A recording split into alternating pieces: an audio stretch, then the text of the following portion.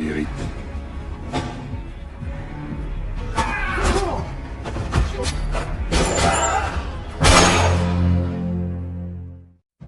Halo, apa kabar semua? Semoga kalian sehat. Kali ini saya akan menceritakan film Kali tahun 2024 yang masih hangat-hangatnya untuk ditonton. Bercerita tentang seorang mantan pasukan khusus Prancis yang keluarganya dibantai dan sudah jelas ia akan menuntut balas. Oke, tanpa berlama-lama kita gaskan saja ke ceritanya.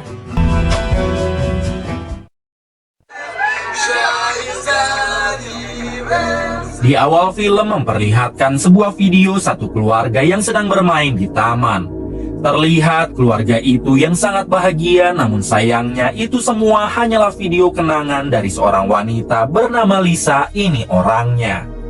Terungkap fakta kalau Lisa ini adalah mantan pasukan khusus Prancis dan saat itu ia sedang berkonsultasi dengan dokter psikiater. Diberitahu baru 6 bulan Lisa kehilangan anaknya disebabkan oleh penyakit kanker yang membuat Lisa menjadi depresi. Karena alasan itu jugalah Lisa memutuskan pensiun dari pasukan khusus Prancis lalu berobat ke dokter psikiater. Tak lama si dokter bertanya di mana suami Lisa sekarang. Lisa menjawab kalau suaminya sedang bertugas di Rio, Brazil. Karena ia adalah agen operasional bea cukai. Sudah 3 bulan suaminya berangkat dan baru esok hari ia akan kembali pulang. Bien, Lisa, j'aimerais bien qu'on... Si dokter yang ingin membuat perasaan Lisa happy, ia pun meminta Lisa untuk menceritakan bagaimana dia bertemu dengan suaminya dulu. Lisa menjelaskan kalau dirinya dan suami pernah melakukan misi gabungan saat melawan mafia di Amerika Selatan. Semenjak saat itulah Lisa dan si suami saling jatuh hati hingga akhirnya menikah. Setelah menceritakan hal tersebut, Lisa pun bisa tersenyum karena ia teringat lagi dengan kenangan masa indah bersama suami. La première fois que je vois sourire. Adegan berpindah ke Rio, Brazil dan kita akan diperkenalkan dengan suami Lisa yang bernama Eric, ini orangnya. Rupanya saat ini Eric sedang diburu oleh para anggota kartel yang dipimpin oleh seorang pria bernama Pek Xiao. Meskipun Eric sempat melawan mereka semua, namun pada akhirnya Eric berhasil dikepung lalu dihabisi.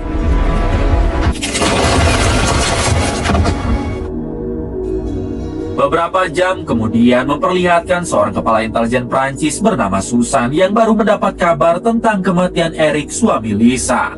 Eric, je ne sais le sûr de toi. Oui, je suis ainsi abattu devant l'ambassade à Rio tout à l'heure.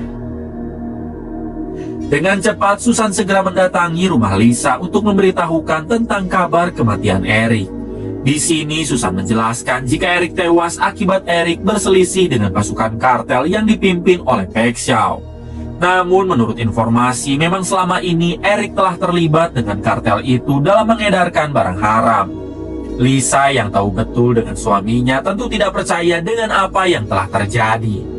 Kemudian Susan mengatakan jika besok pagi ia akan membawa Lisa ke Brazil untuk mengidentifikasi langsung jasad Eric. Sebab sampai sekarang jenazahnya masih belum bisa dibawa pulang. On va y aller pour l'identifier. Setelah itu Lisa mencoba mengecek tentang kabar Eric melalui internet termasuk Pek Xiao, si pemimpin kartel yang telah menghabisinya.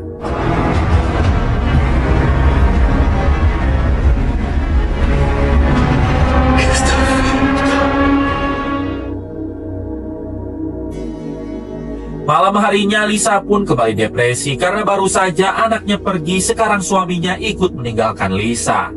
Perasaan depresi itu akhirnya membuat Lisa nekat ingin melakukan hal bodoh sekarang juga.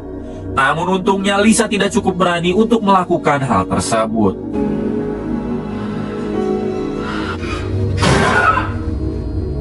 Di waktu yang sama, tak sengaja Lisa menemukan obat tidur pubek milik Eric yang diproduksi oleh perusahaan farmasi bernama VDA. Hingga Lisa memutuskan untuk meminum dalam jumlah banyak, berharap ia bisa pergi menyusul Eric dan juga anak mereka.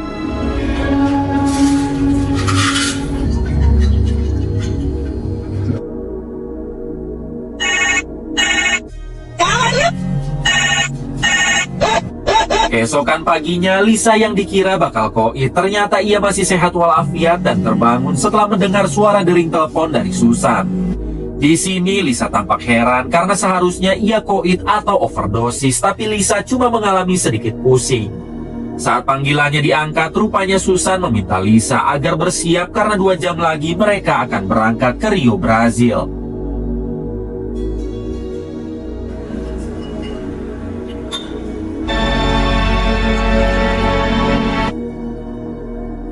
Singkat cerita, Lisa dan Susan kini tiba di Rio, Brazil dan mereka berdua langsung menuju rumah sakit lalu ke ruangan otopsi. Sebelum mengecek jenazah Eric, salah satu agen memberikan barang-barang penting milik Eric kepada Lisa seperti dompet, cincin pernikahan, dan juga ponsel yang sudah rusak. Selanjutnya Lisa melihat jenazah Eric, namun ia tak kuat menahan tangisannya karena di sekujur tubuh Eric banyak sekali luka tembak. Tentu saja adegan ini harus disensor sebab akan sangat mendolar kuningkan. Hari berikutnya saat di hotel, Lisa langsung memeriksa ponsel Eric yang sudah rusak demi bisa mengetahui semua isinya. Setelah berhasil meretas ponsel Eric, di dalamnya ada sebuah video wawancara yang menjelaskan mengenai obat-obatan dari perusahaan farmasi VDA. Video itu menjelaskan kalau perusahaan farmasi VDA telah banyak memalsukan obat yang beredar serta meraih keuntungan miliaran dolar. Bukan hanya itu, Lisa juga menemukan banyak email yang membahas tentang perusahaan farmasi tersebut. Sontak Lisa langsung teringat dengan obat tidur Fubex dari perusahaan VDA yang ia minum, dan obat tersebut memang sama sekali tidak berefek kepada Lisa. Di sini Lisa curiga kalau Eric dihabisi bukan karena berselisih dengan para kartel, melainkan karena Eric sedang mengungkap kejahatan dari perusahaan VDA. Siang harinya Susan mengajak Lisa untuk kembali pulang ke Perancis. Namun Lisa meminta Susan agar pulang duluan dan ia masih ingin tinggal di sini 1 minggu lagi. Lisa beralasan kalau dirinya ingin liburan dulu untuk merefresh pikirannya yang sedang tak karuan. Akan tetapi setelah Susan pergi, Lisa memakaikan kalung Dewi Kehancuran pada lehernya, yang menandakan jika dirinya bukan ingin liburan melainkan membantai semua orang yang telah menghabisi Eric, suaminya. Di hari selanjutnya, Lisa pergi ke kantor polisi untuk menanyakan tentang kelanjutan kasus suaminya tersebut.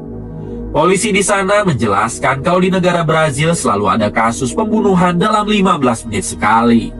Hingga mereka tidak hanya fokus mencari pelaku pembunuh Eric, suami Lisa. Polisi itu juga mengatakan kalau mereka masih dalam tahap pencarian Pek Xiao, yaitu si pemimpin kartel yang sudah menghabisi Eric.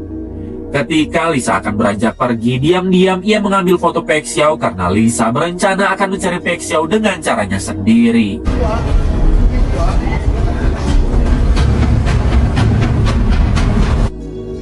Setelah itu, Lisa mendatangi sebuah kontrakan kumuh sebab Lisa akan tinggal di sana untuk beberapa hari ke depan.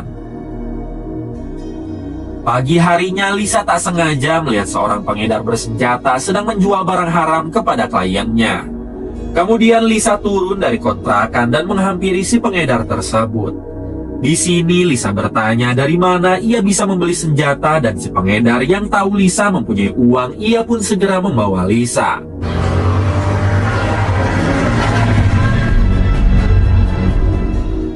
Ternyata Lisa dibawa ke sebuah tempat penjualan senjata ilegal yang berkedok sebagai penjahit.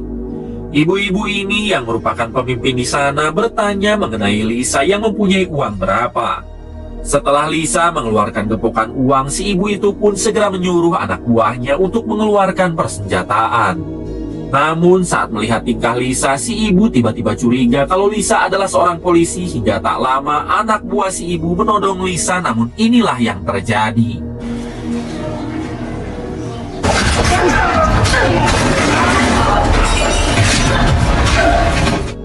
Setelah berhasil melumpuhkan para anak buah si ibu, Lisa bertanya di manakah dia bisa bertemu dengan Pek Xiao. Si ibu yang ketakutan akhirnya memberitahu kalau Pek Xiao adalah pemimpin kartel dari wilayah timur dan Lisa bisa menemukannya di sana. Vermelho Gang.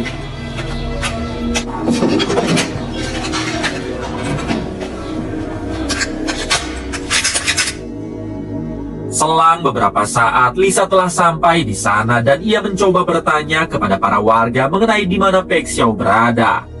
Namun karena Pek Xiao merupakan orang yang sangat disegani di wilayah timur, alhasil tidak ada satupun warga yang mau memberitahukannya. Sampai di suatu kesempatan, Lisa bertanya kepada seorang wanita yang sedang menggendong anak. Si wanita yang mempunyai dendam pribadi kepada Pek Xiao, akhirnya ia pun memberitahukan lokasi tongkrongan Pek Xiao.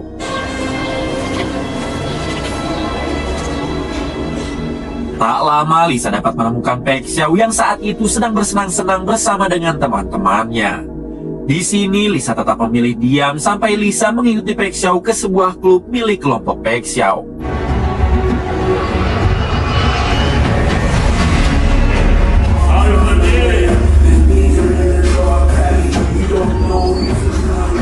Sesampainya di sana, barulah Lisa menghampiri Pek Xiao dan memberikan sebuah foto. Une visite guidée par une vraie célébrité. Saat dilihat, ternyata foto tersebut milik Pek Xiao dan ia pun bertanya kenapa Lisa mendatanginya. Dengan cepat, Lisa mengeluarkan granat dan mengancam Pek Xiao untuk memberitahu tentang kematian Eric. Namun Pek Xiao menolak dan malah menyuruh anak buahnya menyerang Lisa.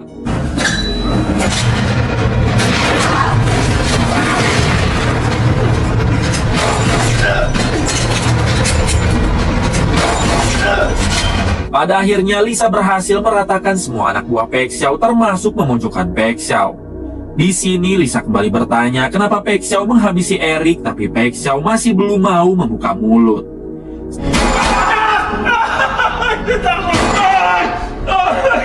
Setelah mendapatkan penyiksaan yang cukup ekstrim, alhasil Pek Xiao mau menceritakan semuanya kepada Lisa. Ternyata Pek Xiao hanya diperintah oleh seseorang dan Pek Xiao jugalah yang sudah memfitnah Eric dengan menaruh barang haram di saku Eric. Sehingga semua orang menyangka kalau Eric terlibat peredaran barang haram bersama dirinya. Mendengar hal itu, Lisa bertanya siapakah yang sudah memerintah Pek Xiao. Pek Xiao yang berharap diampuni, ia pun mengatakan jika orang yang memerintahkannya adalah seorang inspektur polisi bernama Louis. Namun setelah mendapatkan informasi tersebut, Lisa pun mengambil ponsel Pek Xiao lalu tanpa ragu menghabisinya. Je suis morte et enterrée. Le cercueil, tu préfères ouvert ou fermé? Adegan berpindah ke Louis, yaitu inspektur polisi yang sudah memerintahkan Pek Xiao untuk menghabisi Eric, suami Lisa. Tak lama ia mendapatkan telepon dari nomor Pek Xiao hingga Louis bergegas keluar kantor untuk mengangkat teleponnya. Saat sudah di luar, Louis pun mengangkatnya, tapi ternyata itu hanya akal-akalan Lisa saja agar Lisa tahu yang mana Louis. Setelah itu, Lisa pun diam-diam mengikuti Louis sampai ia mengetahui di mana rumahnya.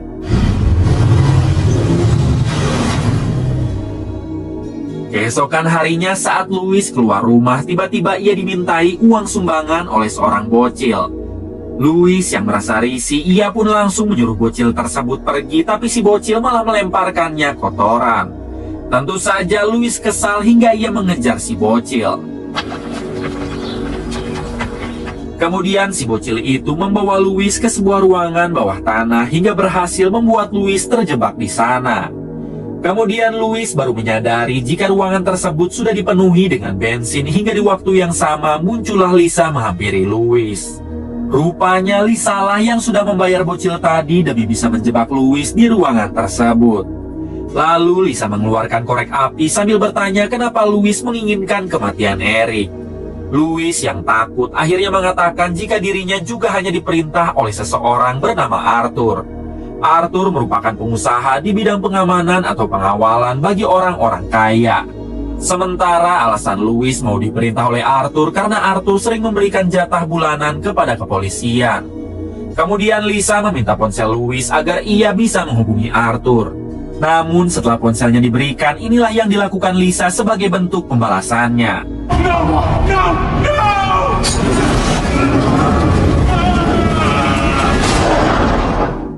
Malam harinya memperlihatkan Lisa yang sedang mengecek semua identitas mengenai Arthur. Lalu Lisa pun menghubungi Arthur dengan alasan ia ingin menyewa jasa perusahaannya yang bergerak di bidang pengawalan dan keamanan.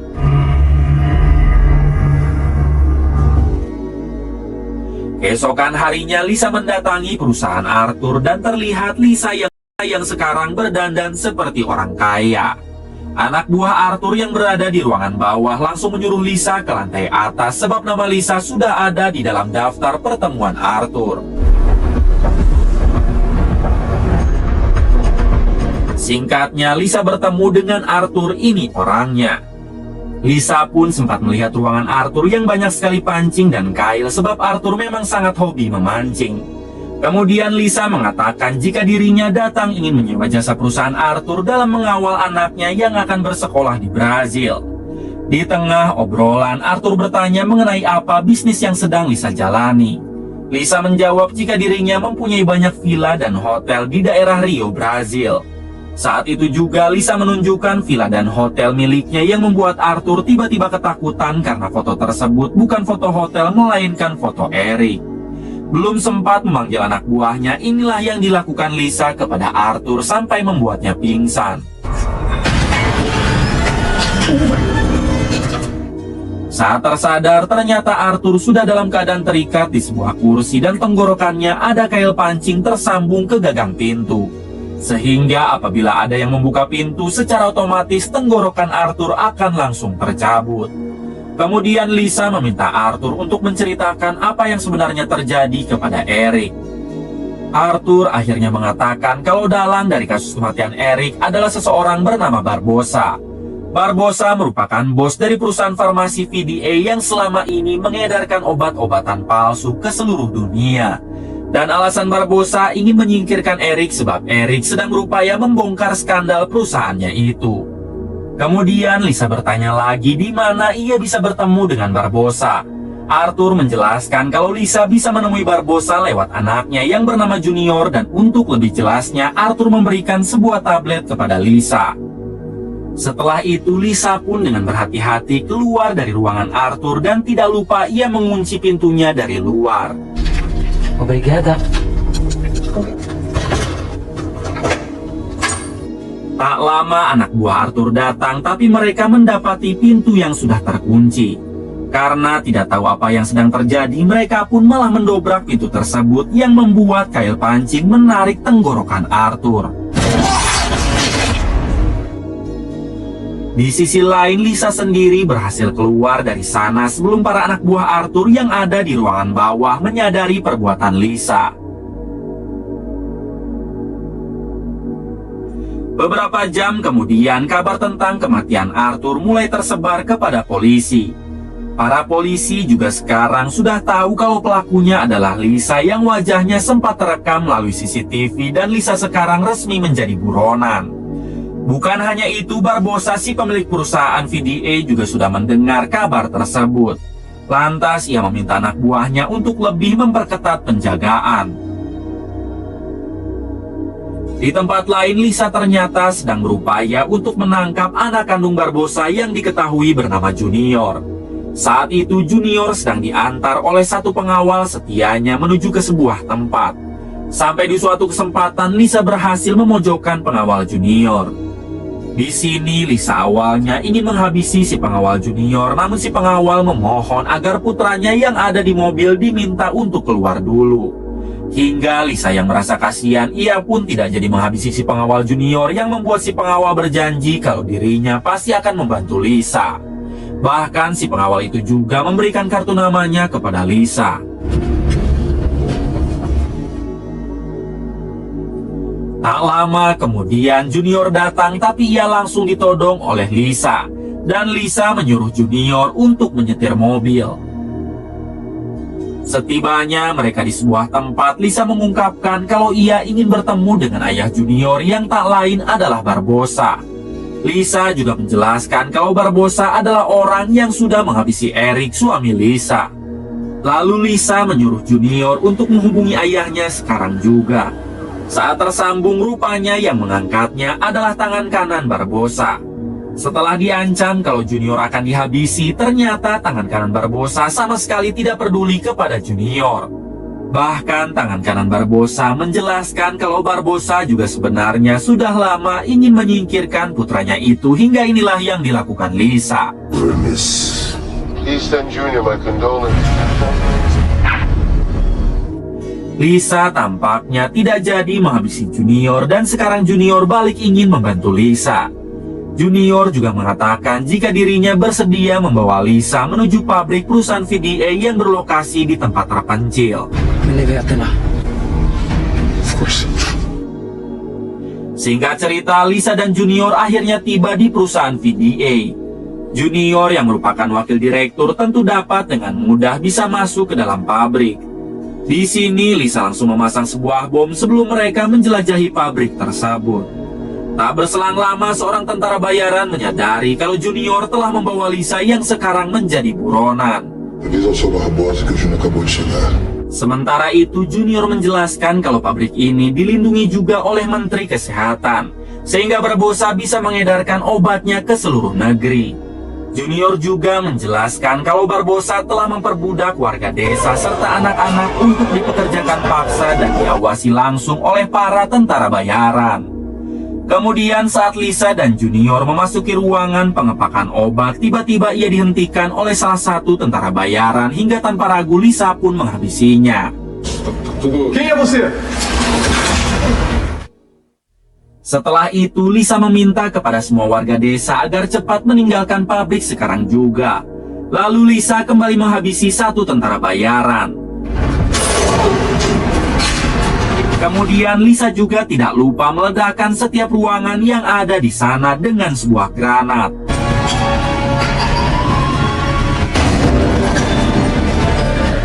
Sampai di suatu ketika peperangan akhirnya terjadi antara Lisa melawan para tentara bayaran tersebut. Sayangnya di insiden ini Junior berhasil tertembak oleh mereka. Hingga Junior yang merasa tidak akan selamat, ia pun meminta Lisa untuk memberikan sebuah granat serta menyuruh Lisa pergi secepat mungkin.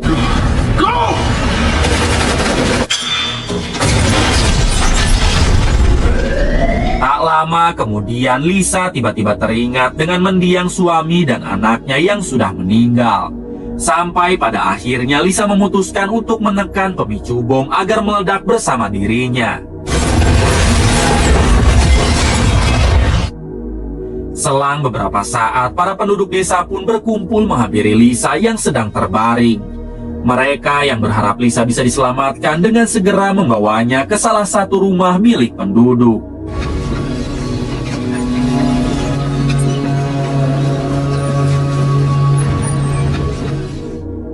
Singkatnya, Lisa ditampung oleh seorang ibu-ibu yang mempunyai satu anak perempuan dan si ibu sudah memanggil dukun kampung guna mengobati Lisa.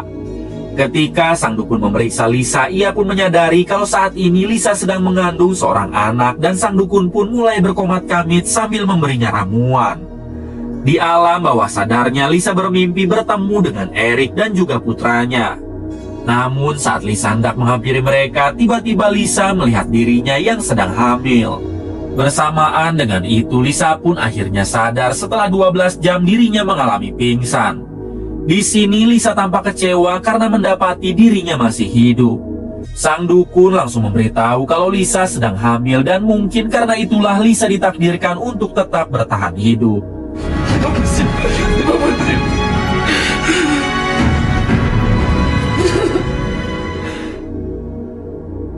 Beberapa hari kemudian memperlihatkan Lisa yang sekarang sudah membaik dan ia berjalan-jalan di area sekitar desa. Sampai Lisa bertemu dengan para penduduk yang kulit dan tubuhnya terlihat aneh. Ternyata sebagian para penduduk di sana telah dipaksa oleh para tentara bayaran untuk menguji obat-obatan dari pabrik VDA.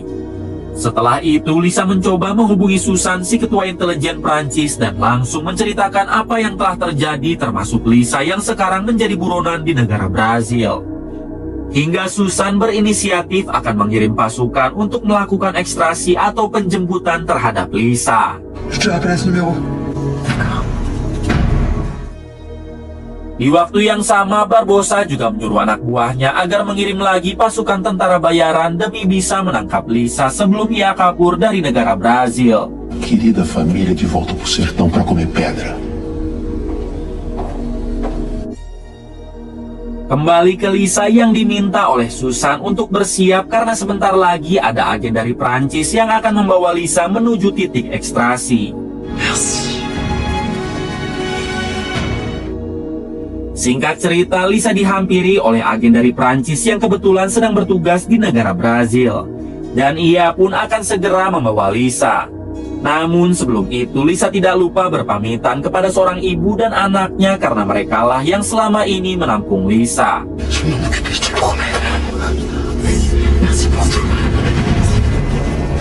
Tak lama setelah Lisa pergi, tiba-tiba desa tersebut didatangi oleh para tentara bayaran suruhan Barbosa. Di sini ketua tentara bayaran yang bernama Jabal mengancam mereka supaya mau mengatakan di mana Lisa sekarang. Hingga salah satu warga desa yang ketakutan, ia pun malah menyuruh si ibu agar memberitahu di mana Lisa. Si ibu yang anaknya diancam akan dihabisi terpaksa memberitahu titik lokasi di mana Lisa akan diekstrasi. 2 jam kemudian, Lisa dan agen dari Prancis telah sampai di titik penjemputan. Tapi ternyata di sana sudah ada sniper Barbosa yang berjaga di perbatasan lalu menyerang mereka.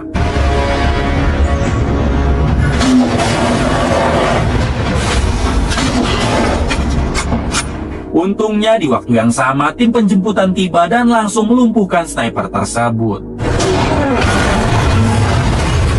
Ketika tim penjemputan turun untuk membawa Lisa, tiba-tiba muncul pasukan Jabal, si ketua tentara bayaran, hingga terjadilah peperangan di antara mereka.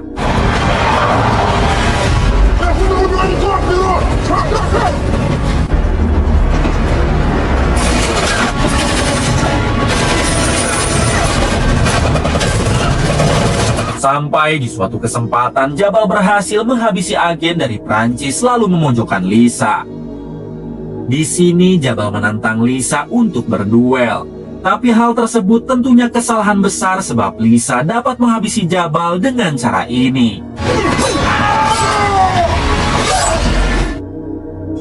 Tak lama dari itu datang lagi 2 helikopter jemputan yang akan membawa Lisa pulang menuju Prancis.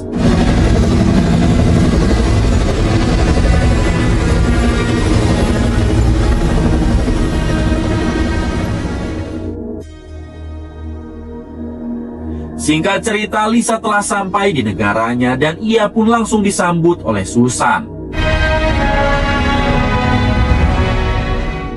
Beberapa hari kemudian memperlihatkan Barbosa yang sedang melihat berita mengenai Menteri Kesehatan yang sekarang sudah ditangkap dan akan diadili. Di dalam berita itu juga pemerintah internasional telah resmi menjadikan Barbosa sebagai buronan. Di waktu yang sama, tiba-tiba Lisa melakukan video call kepada Barbosa. Di sini Lisa mengatakan jika Barbosa tidak akan bisa lepas dari pantauannya. Namun sambil tersenyum, Barbosa menjelaskan kalau dirinya tidak akan mungkin bisa dihabisi oleh Lisa yang sekarang ada di Prancis. Lisa menjawab kalau bukan dirinya lah yang akan menghabisi Barbosa dan tiba-tiba ternyata yang menembak Barbosa adalah pengawal junior yang waktu itu pernah berjanji untuk membantu Lisa. Beberapa tahun kemudian memperlihatkan Lisa yang kini hidup di hutan bersama anak kandungnya yang sekarang sudah beranjak besar. Saat ini ia memutuskan untuk hidup jauh dari orang-orang, agar tidak ada lagi bekas musuhnya yang mengejar. Di waktu yang sama, Lisa melihat bayangan Eric, suaminya yang tersenyum kepada Lisa dan juga anak mereka yang telah tiada. Tamat. Terima kasih untuk semuanya yang telah menonton hingga akhir. Semoga kalian diberikan kesehatan dan rezeki yang berlimpah.